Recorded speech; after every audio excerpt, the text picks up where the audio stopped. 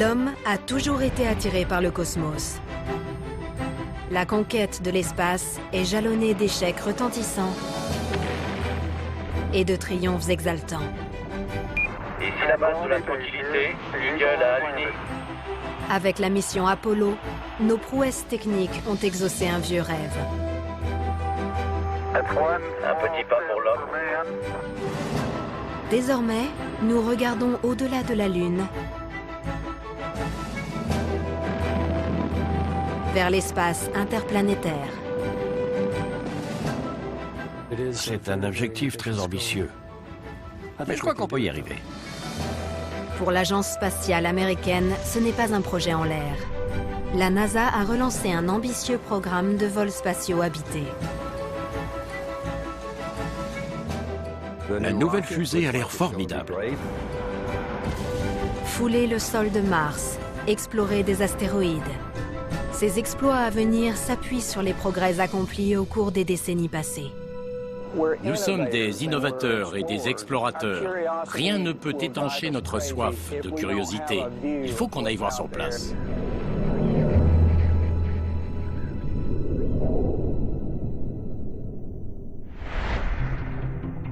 Le dernier voyage sur la Lune date de 1972. Depuis, aucun homme n'a quitté l'orbite terrestre. En 40 ans, nous avons perfectionné l'art d'orbiter autour de notre planète, notamment avec la navette spatiale et la Station spatiale internationale. Seuls nos robots se sont arrachés à l'attraction terrestre. Ils ont exploré le système solaire et se sont posés sur d'autres corps célestes. Mais il y a du changement en perspective. Une nouvelle ère de défis vient de s'ouvrir. Il y a une différence énorme entre une mission d'exploration confiée à des robots et une mission spatiale habitée. On n'a pas du tout les mêmes priorités pour un robot. Notre sonde martienne, Curiosity, ne reviendra pas. C'est une mission suicide, c'est comme ça. Mais il est impensable de faire la même chose avec un astronaute. Le scénario de cette épopée du XXIe siècle est captivant. Il s'agit d'aller plus loin que nous ne sommes jamais allés et de revenir sains et saufs. Cette nouvelle conquête spatiale bénéficie des avancées technologiques des grandes missions habitées du XXe siècle. Pour assurer sa réussite, il faut mettre au point 3 éléments clés. Une fusée plus puissante que jamais pour propulser sa charge vers la Lune et au-delà. Une capsule robuste pour abriter les astronautes dans leur exploration du système solaire. Et un module d'atterrissage capable de poser des hommes sur différents corps célestes et de les ramener vers la capsule. On sait comment s'y prendre. C'est un objectif très ambitieux. Mais je crois qu'on peut y arriver. Des défis, la NASA en a relevé plus d'un. Dans les années 60, l'Union soviétique et les États-Unis s'affrontent dans une course à l'espace effrénée. En 1961, avec le premier vol habité de Youri Gagarin, la Russie prend l'avantage. L'Amérique réplique avec le programme Apollo. L'objectif d'Apollo était d'aller sur la Lune et de prouver que la technologie, le génie spatial et la science de l'Amérique étaient supérieurs à ceux de nos rivaux, les soviétiques. À ce moment-là, aucun être humain n'a jamais quitté l'orbite basse de la Terre, une zone allant jusqu'à 2000 km d'altitude. La NASA doit trouver le moyen de propulser plus de 36 tonnes de matériel, de machines, de carburant et d'hommes à près de 400 000 km de notre planète et de les ramener. Il nous fallait une fusée énorme, une super fusée. À cette époque, les plus puissantes étaient les ICBM, les missiles balistiques intercontinentaux de type Atlas ou Titan. Mais pour aller sur la Lune, on avait besoin d'une poussée bien supérieure. C'est dans ce but qu'on a conçu Saturn V. Ce véhicule va nous permettre d'aller sur la Lune. Saturn V est plus grand que la Statue de la Liberté. Une fusée ou lanceur est un immense réservoir de forme aérodynamique. Sa taille détermine la quantité de carburant qu'il contient, donc sa poussée et sa capacité d'emport. Saturne V est alors la plus grande fusée jamais construite et elle est à la pointe de la technologie. Le premier étage produit une poussée totale de 3440 tonnes. Pour développer cette poussée phénoménale, on a conçu un nouveau moteur, le F1. Les moteurs fusée F1 placés au premier étage de Saturne V sont les plus puissants de tous les temps. Chacun des 5 moteurs a besoin d'une vaste chambre de combustion. Or, le risque d'instabilité augmente avec la taille de la chambre. Si les moteurs fusée explosent, l'équipage est condamné.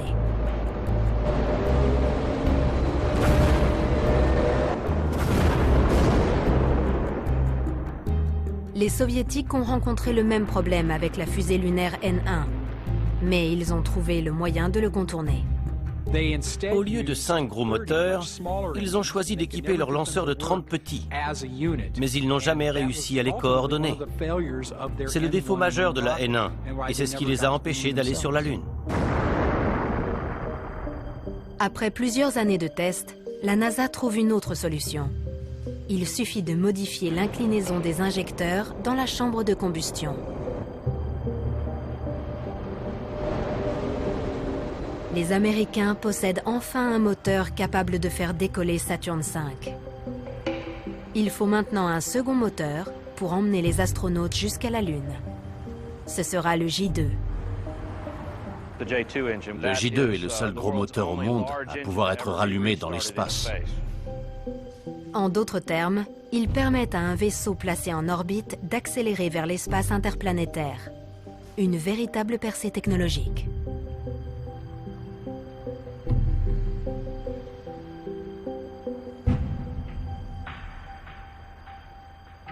Entre les Soviétiques et les Américains, la course à la Lune fait rage. Alors la NASA prend un risque. Saturne V n'est testé que 2 fois avant son lancement. La mission Apollo 8 est le premier voyage de l'homme vers la Lune. Quand on a fait quelque chose pour la première fois, on prend toujours un risque. Nous n'avions jamais envoyé un homme au-delà de l'orbite terrestre. Nous n'avions jamais fait un voyage de 3 jours en direction de la Lune. Nous n'avions jamais allumé un moteur fusée dans l'espace. Nous n'avions jamais orbité autour d'une autre planète. C'est une belle quantité de premières, non? Les astronautes d'Apollo 8, Frank Borman, Bill Anders et James Lovell, sont conscients des risques encourus. J'évaluais nos chances de revenir à peu près à 50%. 21 décembre 1968, à l'aube. Pour Saturne V, c'est le moment de vérité. Vivre le décollage dans la capsule, ça n'a rien à voir avec l'observer de l'extérieur. À l'intérieur, c'était très calme. Le silence régnait. 5 ou 6 secondes avant le lancement, on a entendu le carburant s'engouffrer dans les tuyaux et les moteurs s'allumer. 5, 4, 3, 2, 1, stop. Décollage. Quand le véhicule décolle, ça secoue. La puissance de Saturne V est phénoménale. 3440 tonnes de poussée qui brûlent près de 40 tonnes de carburant à la seconde. La turbine effectue plus de 5500 tours par minute. Ma chemise battait sur mon torse et les pièces de monnaie s'entrechoquaient dans ma poche.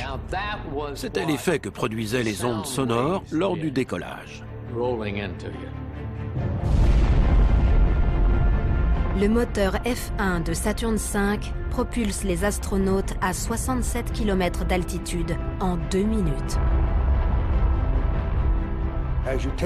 Au début, l'ascension est très lente. On n'est pas vraiment plaqué sur notre siège. Mais à mesure que la fusée accélère, on se tasse de plus en plus. Quand le premier étage a brûlé tout son carburant, la fusée monumentale atteint 7 fois la vitesse du son.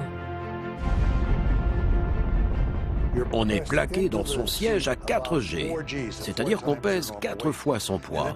Et tout à coup, les moteurs sont coupés et on est projeté en avant. Et puis le deuxième étage s'allume. Mise à feu normale du deuxième étage.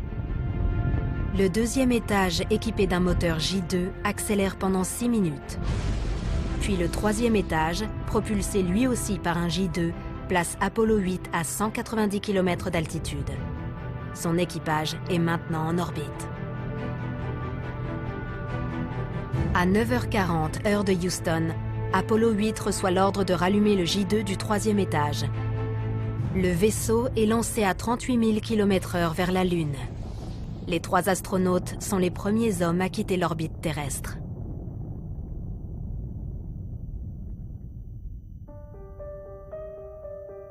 L'équipage s'installe pour un trajet de 3 jours vers la Lune.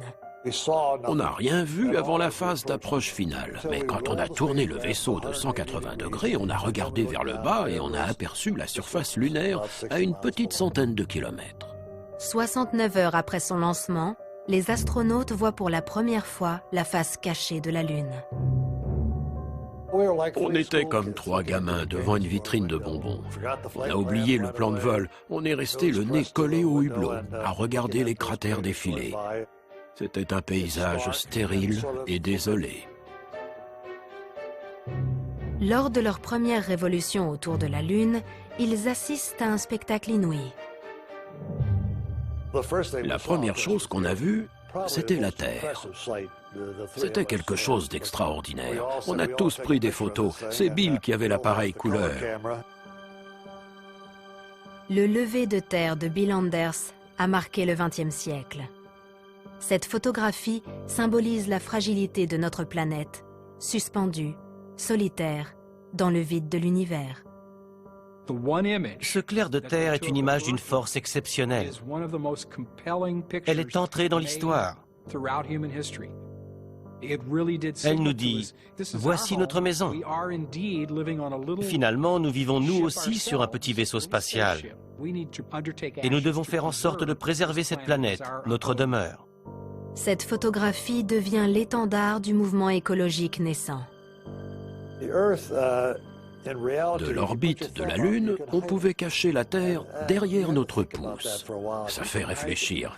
Si on peut cacher derrière son doigt tout ce qui compte pour nous, notre existence, nos proches et tous les problèmes de la planète, c'est que nous sommes bien insignifiants. La veille de Noël, l'équipage d'Apollo 8 envoie un message de paix vers la Terre.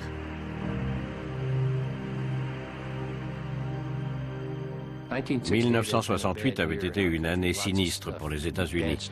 Il y avait eu 2 assassinats, celui de Martin Luther King et de Robert Kennedy, les émeutes de Chicago, les manifestations contre la guerre du Vietnam.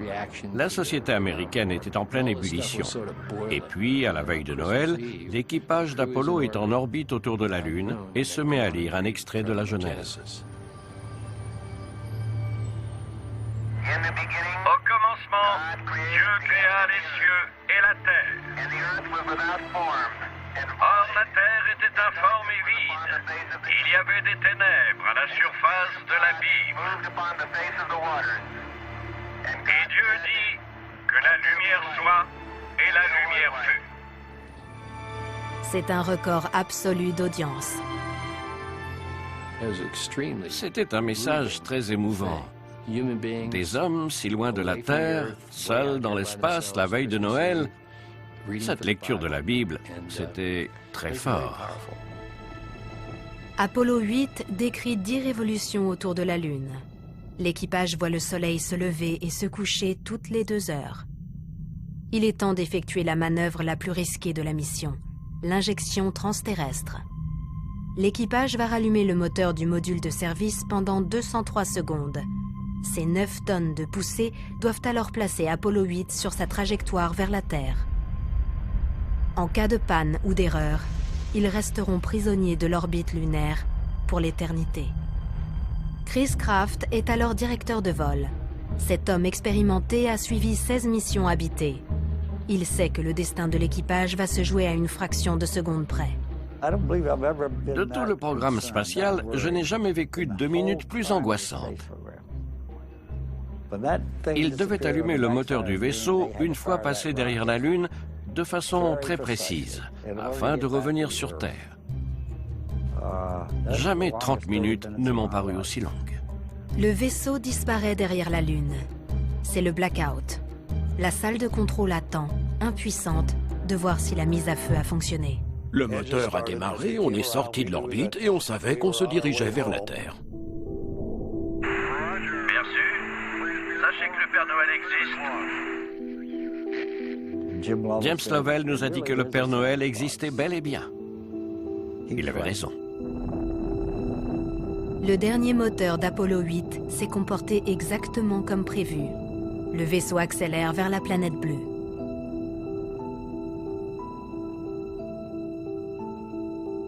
Mais il reste un dernier danger à affronter. La rentrée dans l'atmosphère. Un vaisseau qui vient de l'espace arrive à 28 000 km/h, soit 9 500 km/h de plus que la plus rapide des rentrées atmosphériques effectuées jusqu'alors.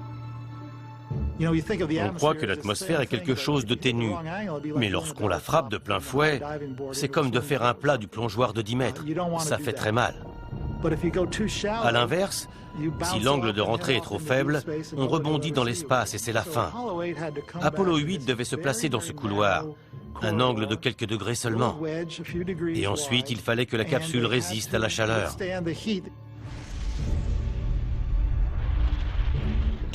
La température sur les boucliers thermiques était plus élevée que la surface du Soleil. C'est pour cela qu'on a d'abord fait un rebond pour supprimer une partie de l'énergie avant de repartir vers le sol. On voit d'abord une lueur. Ensuite, on voit des écailles du bouclier thermique se détacher et former des étincelles. Les boucliers thermiques du module de commande tiennent le coup. La capsule amérit dans l'océan Pacifique, près de l'île Christmas. Une aventure et un résultat fantastique. C'est un bond en avant pour le programme Apollo. Cette mission était la clé des succès à venir. Il nous a fallu pas mal de cran pour la mener à bien. Apollo 8 est un tour de force technique. Une étape cruciale dans l'histoire des vols habités. Pour la première fois de son histoire, l'homme a quitté l'orbite de sa planète natale. Rien de tout cela n'aurait été possible sans la puissance phénoménale de Saturne V.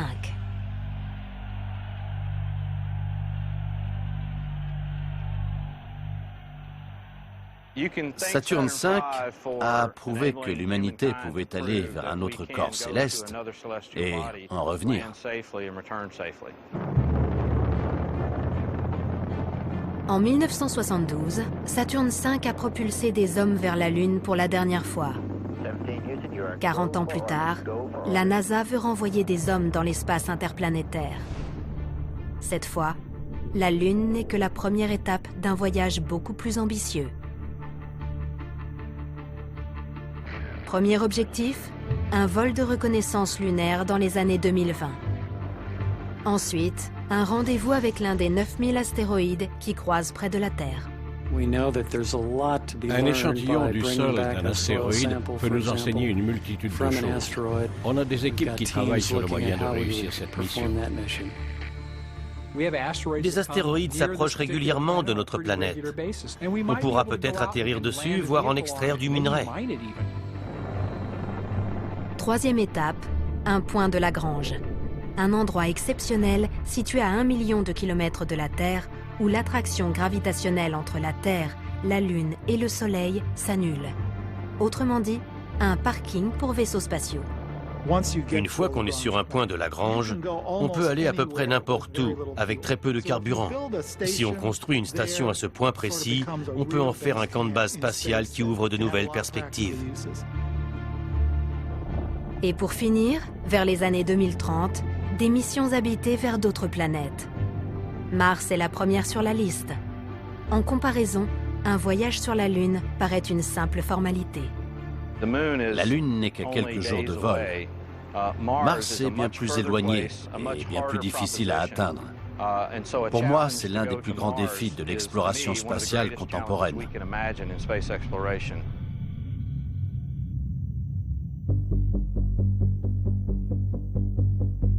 Pour relever ce défi, il faut construire un nouveau lanceur lourd.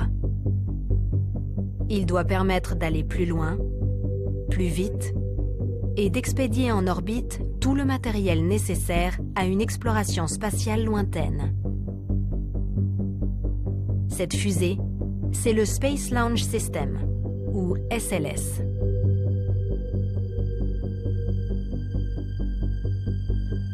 Dans sa version finale, il mesurera 121 mètres de haut, soit 10 de plus que Saturne V. Il développera une poussée de 4200 tonnes et sera capable d'emporter 130 tonnes dans l'espace.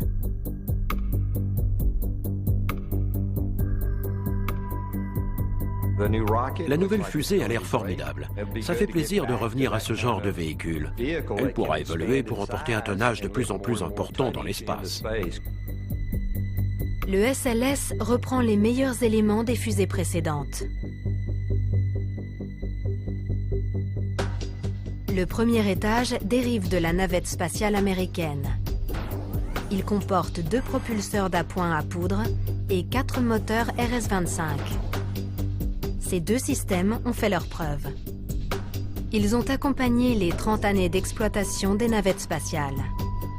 L'étage supérieur est un héritage de Saturne V. Il est propulsé par des moteurs J2X, descendants du J2 des missions Apollo.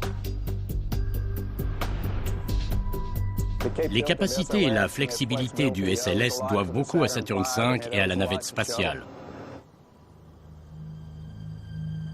Une fin d'après-midi au centre spatial Stennis du Mississippi. La NASA va procéder à un test crucial du J2X. Pour lancer le futur vaisseau spatial hors de l'orbite terrestre, le moteur doit développer sa poussée pendant 500 secondes. Les ingénieurs ne l'ont encore jamais allumé aussi longtemps. Le risque, c'est qu'il explose.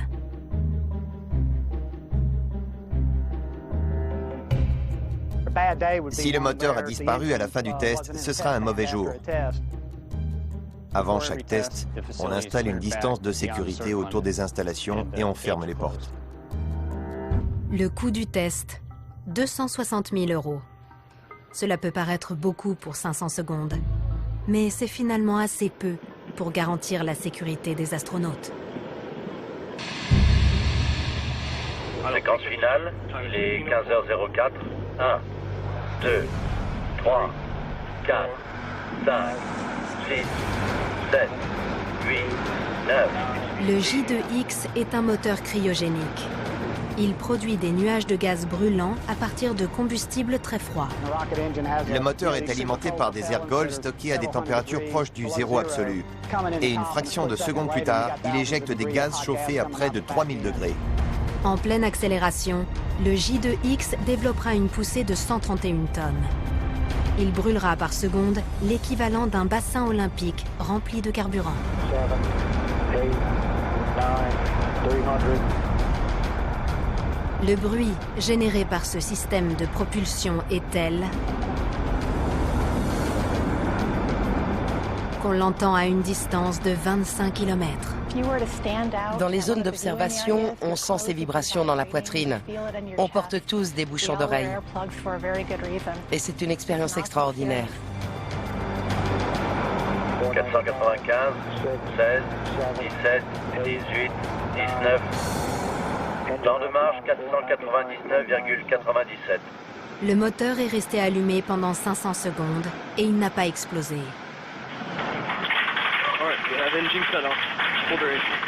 La preuve est faite. Il peut délivrer une poussée suffisante pour permettre aux astronautes de changer de direction dans l'espace.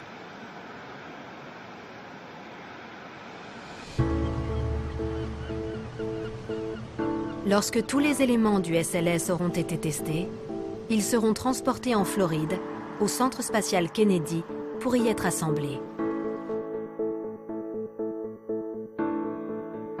Le bâtiment d'assemblage des véhicules a été construit pour accueillir Saturne V.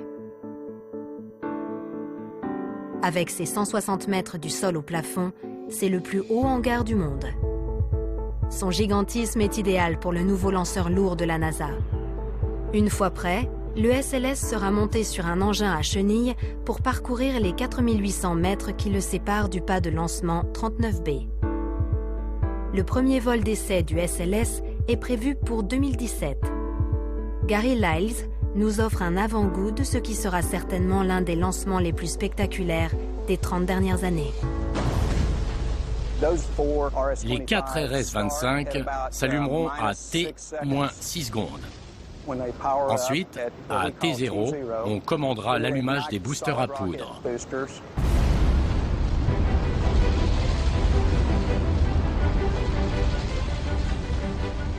À T plus 9 secondes, le lanceur se dégagera de la tour. Le lanceur entamera une manœuvre en tonneau, comme celle de la navette spatiale. Il effectuera une rotation de 90 degrés vers l'est, ce qui fait que les astronautes auront la tête en bas, avec l'horizon terrestre en vue. Quand le premier étage s'éteindra, on aura atteint la vitesse orbitale. Le J2X prendra alors le relais pour emmener l'équipage en orbite. Puis, ce même étage effectuera un TLI, une injection translunaire. Autrement dit, cap sur la Lune. Le retour sur notre satellite nous ramènera quelques 45 ans en arrière. Mais il constituera aussi la première pierre d'un immense pont spatial.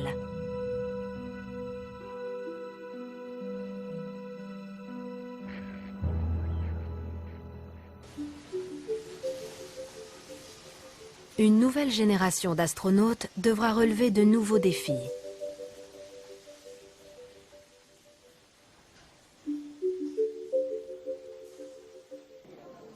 La technologie évolue, mais l'exploration spatiale n'a rien perdu de son pouvoir de fascination.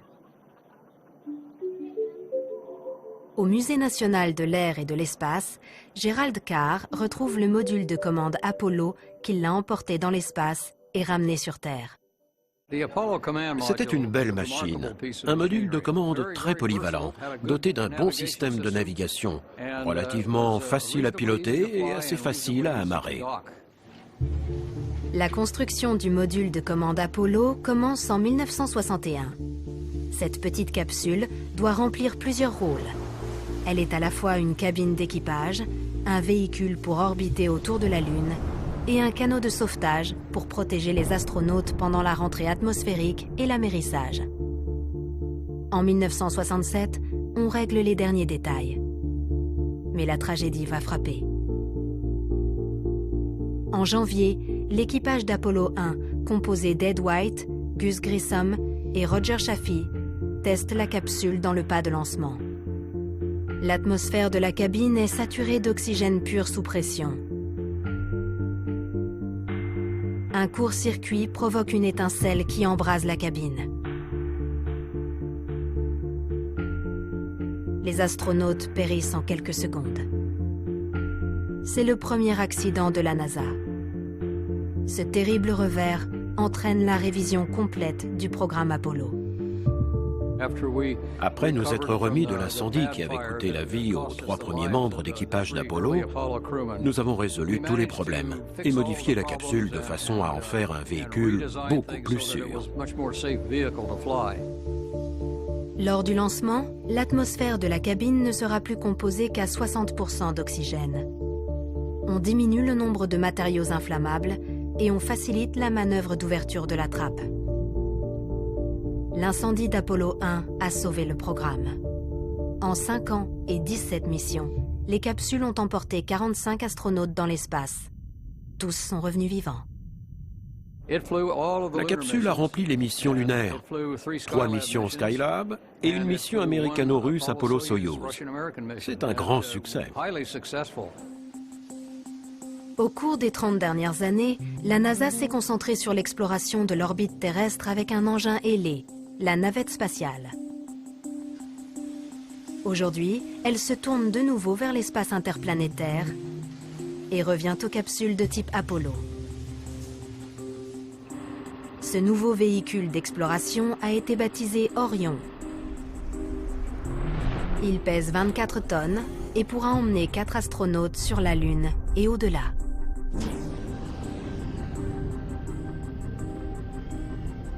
La capsule Orion, c'est Apollo en plus puissant. Je suis heureux qu'on revienne à ce type de vaisseau spatial. Il est équipé d'un dispositif d'évacuation d'urgence et permet d'atterrir n'importe où. Cela nous laisse une énorme marge de sécurité. Comme Apollo, Orion est composé de 3 éléments. Une tour de sauvetage pour mettre l'équipage en sécurité en cas d'urgence sur le pas de lancement ou pendant l'ascension.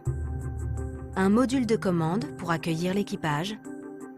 Et enfin, un module de service qui sert notamment à propulser la capsule dans l'espace.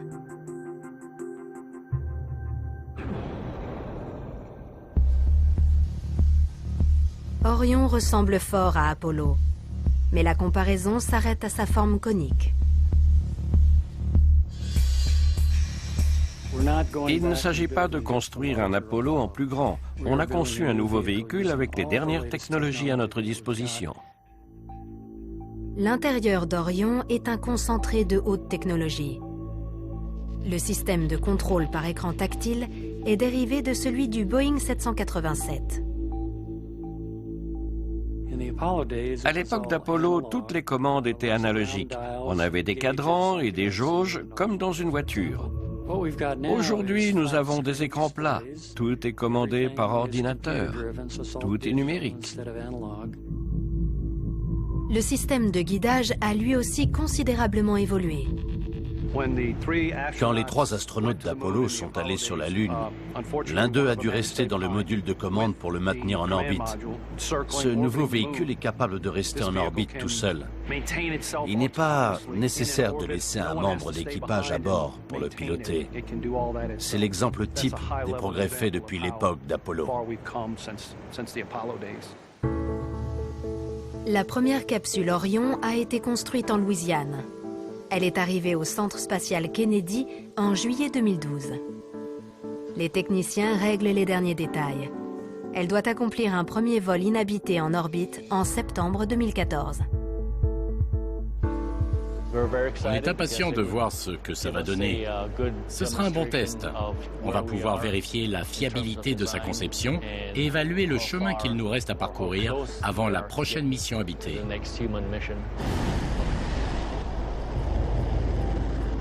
Le SLS ne sera pas prêt pour le lancement d'Orion. Il faudra utiliser une fusée Delta IV. Une fois en orbite basse, le système de propulsion d'Orion le placera sur une orbite haute elliptique avec un apogée à 6000 km. On va envoyer le véhicule 15 fois plus loin que l'altitude moyenne de la station spatiale. L'objectif est de lui faire effectuer une rentrée à une vitesse proche de celle d'un véhicule qui vient de la Lune. Cet essai nous permettra de tester le bouclier thermique, les parachutes et les moteurs du système de navigation. C'est l'objectif pour 2014. Chaque jour, Orion se rapproche de sa forme finale. Mais le module de commande ne suffit pas. L'objectif est de se poser sur des corps célestes lointains. La Lune, un astéroïde et peut-être un jour Mars. Chacun de ces environnements exige un module d'atterrissage adapté. La tâche de la NASA est bien plus complexe qu'à l'époque d'Apollo. Le module lunaire, ou LEM, a été conçu uniquement pour se poser et décoller de la Lune. En mars 1969, il est prêt à accueillir son premier équipage. Avec son allure de gros insecte, il n'est pas très impressionnant. Le module lunaire était un vaisseau spatial à part. Le module de commande et les capsules Gemini étaient plutôt solides. Le LEM, c'est juste une structure avec des feuilles d'aluminium agrafées ou collées entre elles. Dans le vide là-haut, il suffit d'être protégé contre la chaleur du soleil ou le froid de la nuit.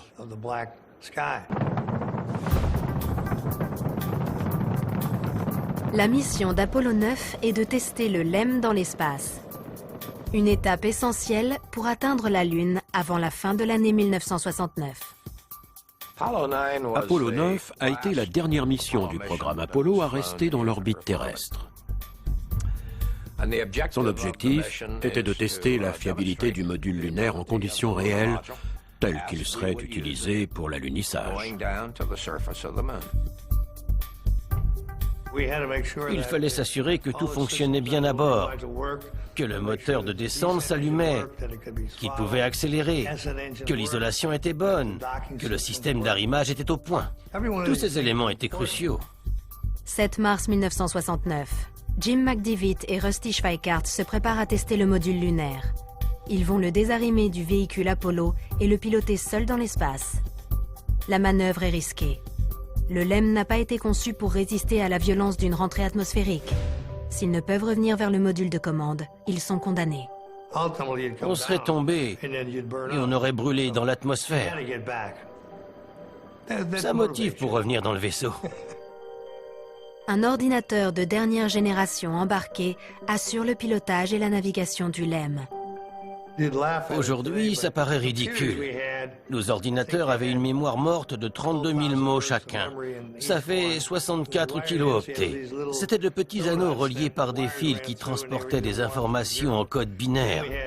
Et puis, on avait 4 kilooctets de mémoire vive, 2000 mots. C'est avec ce système informatique qu'on a effectué notre mission. Même ma montre est plus puissante que l'ordinateur de bord d'Apollo. McDivitt et Schweickart s'éloignent de 180 km du module de commande et larguent l'étage de descente. Le module lunaire était éclairé. Dave Scott était dans le module de commande et nous suivait au télescope. Comme ça, si les radars ou les ordinateurs tombaient en panne, on avait une chance de revenir. Quand on a largué l'étage de descente, la lumière s'est éteinte. Dave ne savait pas si on avait disparu ou explosé.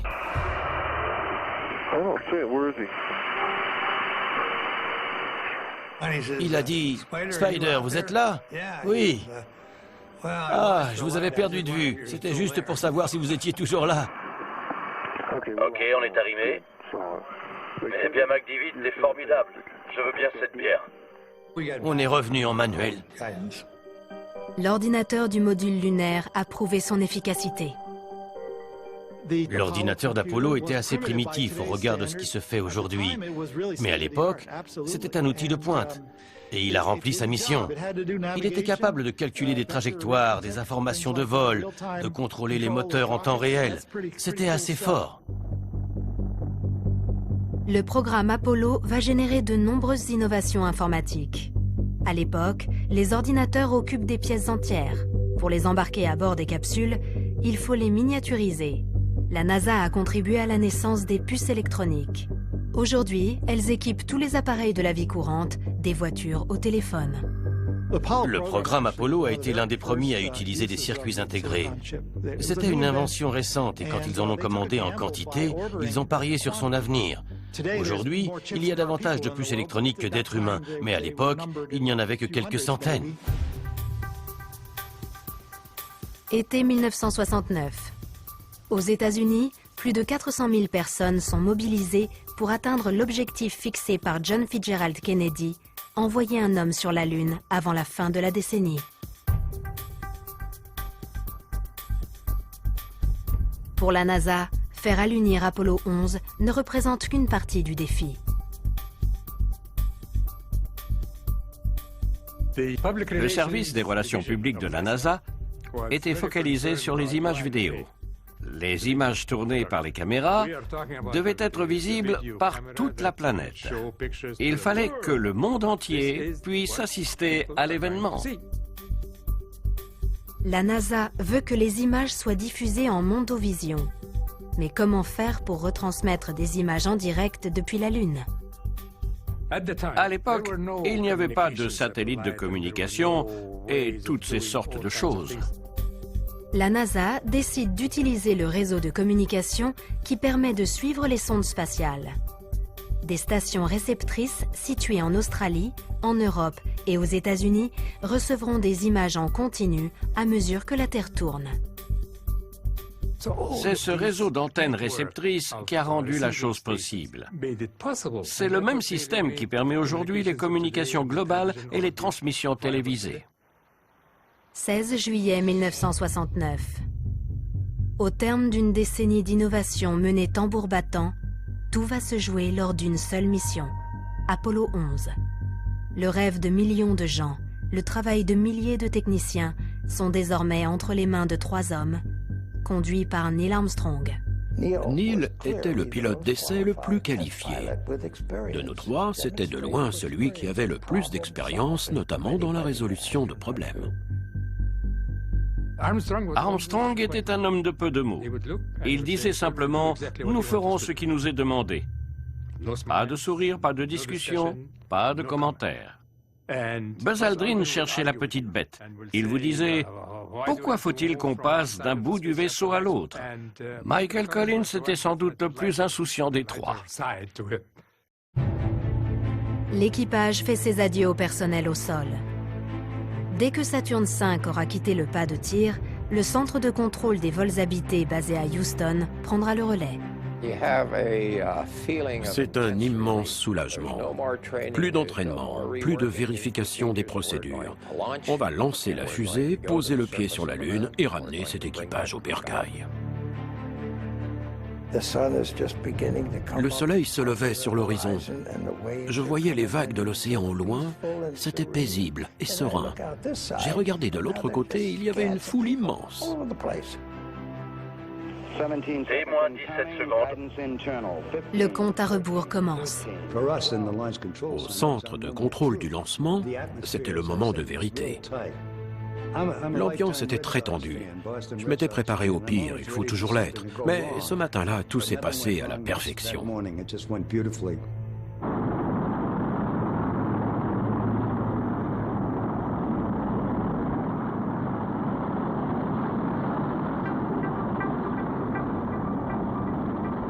Trois jours plus tard, après une traversée à près de 8 km/s, la Terre n'est plus qu'une petite bille. La capsule survole une planète froide et grise, la Lune. Armstrong et Aldrin s'installent dans le module lunaire. Ils le détachent du module de commande piloté par Collins. Gene Kranz s'adresse à son équipe du centre de contrôle de mission. Je leur ai dit, nous sommes entrés dans cette salle en tant qu'équipe et nous en sortirons en tant qu'équipe. Ces portes vont se fermer et quand elles se rouvriront, l'une de ces 3 choses se sera produite. On aura alluni, on se sera écrasé ou on aura abandonné la mission. À ce moment-là, on a reçu cet appel. Acquisition du signal. La bataille commençait. Il fallait poser l'équipage à la surface. Mais à 15 km d'altitude, la salle de contrôle perd le contact avec le module lunaire. Répétez Apollo 11. Le problème de communication est survenu quelques secondes plus tard. Or, on a besoin de communiquer pour allunir. La salle de contrôle est obligée de passer par Collins pour communiquer avec Armstrong et Aldrin. Apollo 11, ici Houston, à vous. Armstrong fait tourner le module sur lui-même pour tenter de capter le signal tant attendu, le feu vert pour allunir. On a fini par réussir à capter quelque chose malgré les parasites. C'était crucial, parce que c'est la dernière fois que la salle de contrôle peut recueillir des données sur notre orbite avant qu'on entame la manœuvre de descente. On a donné le feu vert à l'équipage et juste après, on a de nouveau perdu le contact. Jusqu'au bout, la communication a été difficile. Et puis, à 1800 mètres au-dessus de la surface, l'alarme du système de navigation retentit. L'ordinateur semble débordé par la tâche. On a vu apparaître des alertes informatiques, 1201, 1202. Je ne savais pas du tout à quoi elles correspondaient. L'ordinateur du LEM avait trop de calculs à effectuer à la fois. Il fallait à tout prix arrêter cette suite d'alarmes qui risquait d'enclencher la commande programme 00. Cette commande aurait mis l'ordinateur en veille et la mission était terminée. Heureusement, dans la salle de contrôle, il y avait Steve Bales. Il connaissait parfaitement son sujet. Il maîtrisait cet ordinateur et savait à quoi correspondaient les alertes en question. Il a regardé rapidement et il a dit « Pas de problème, on peut continuer ». Mais ce n'est pas fini. Le module les emmène loin du site d'atterrissage prévu. Armstrong passe alors en commande manuelle. On s'est aperçu qu'Armstrong avait pris le contrôle de l'appareil et que le module s'éloignait du point d'alunissage. On était terrifiés. Qu'est-ce qu'il fait? Où il va? Les responsables de la NASA se regardaient, l'air interdit. On n'avait pas compris qu'il allait se poser dans un chaos de pierres. L'ordinateur avait mal calculé sa trajectoire. Elle était faussée de 4 à 5 km, ce qui faisait arriver dans un cratère.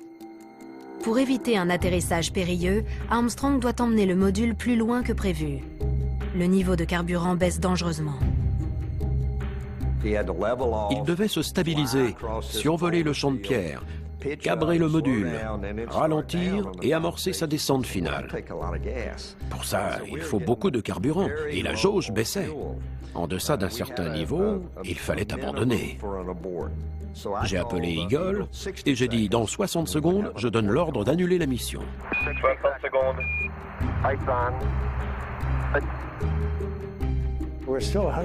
On est encore à 30 mètres du sol. Ce n'est pas gagné. Je commence à m'inquiéter un peu, mais pas question d'interrompre Neil. Il a entendu l'ordre, il maîtrise la situation. J'ai rappelé Eagle 30 secondes. Ils étaient tout prêts, mais pas encore posés. La tension était à son comble dans la salle de contrôle. Il régnait un silence de mort. Chacun avait les yeux rivés sur son moniteur.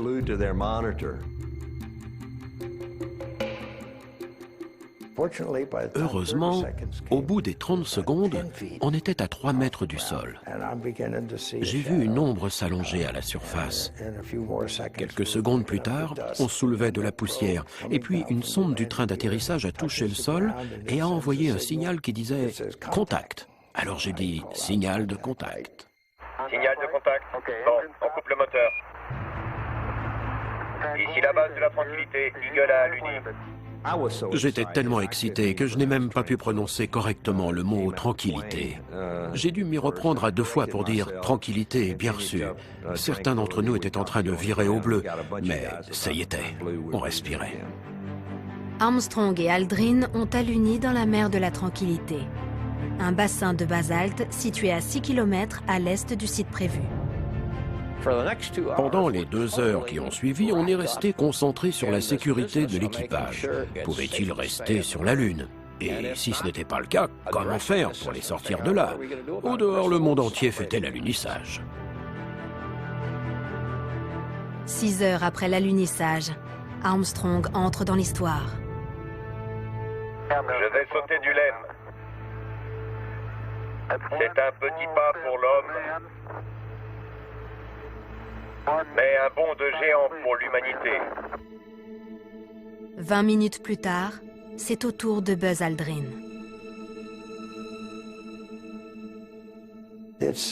Ça n'a rien de comparable avec la Terre. Le ciel noir, l'immobilité absolue. Ce n'est pas l'endroit idéal pour emménager. On a l'image télé. 600 millions de personnes ont vu les premiers pas de l'homme sur la Lune. Un record d'audience absolu. L'alunissage d'Apollo 11 a été un instant unique dans l'histoire de l'humanité. Le monde s'est arrêté pour suivre les astronautes. On ne se disait pas que les Américains s'étaient posés sur la Lune, mais que nous, les êtres humains, nous avions marché sur la Lune. Pour la première fois, nous avons posé le pied sur un autre corps du système solaire. Cette aventure continue d'inspirer la conquête spatiale et nous mènera sur Mars. Déjà, des robots testent différents sites d'atterrissage sur la planète rouge. Les informations récoltées permettront de concevoir une nouvelle génération de modules d'atterrissage. On sait que les conditions sont plus violentes à la surface de Mars, donc on travaille à partir de ces données. Les nouveaux modules seront bien plus sophistiqués que ceux du programme Apollo. Pour les mettre au point, la NASA fera appel à des partenaires. On peut imaginer que l'Agence spatiale européenne construise un module d'atterrissage. Rien n'est encore décidé. Une chose est sûre, l'homme va retourner dans l'espace interplanétaire. Les pionniers de l'époque héroïque ont marché sur la Lune. La nouvelle génération ira plus loin encore pour réaliser d'autres rêves. Comme Apollo en son temps, les futures explorations spatiales révolutionneront le quotidien sur Terre. Les avancées technologiques qui ont permis de mettre au point des orbiteurs ou des rovers à destination de Mars vont trouver des applications pratiques sur Terre. C'est un aspect important de cette aventure. Nous allons découvrir des choses comme avec Apollo. Mais chaque réponse fait apparaître de nouvelles questions. C'est ce qui nous pousse à poursuivre le désir de savoir ce qu'il y a là-bas, l'envie de mieux connaître notre univers. Rien ne peut étancher notre soif de curiosité. Il faut qu'on aille voir sur place et que ce qu'on trouve ait des applications utiles sur Terre. Nous sommes des innovateurs, des explorateurs. Ça fait partie de notre nature. C'est ainsi. Alors, il vaut mieux en prendre son parti et continuer.